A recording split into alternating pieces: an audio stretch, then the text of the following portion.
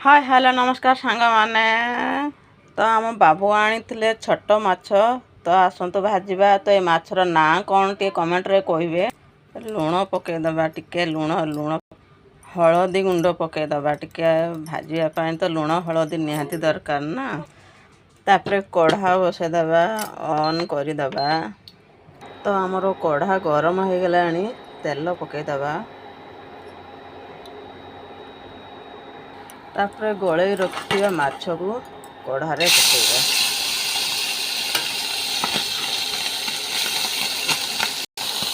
सांग माने ए माछर ना कौन टिके कहे आपण मैंने खाई ना नाहंती कमेंट रे जनइबे।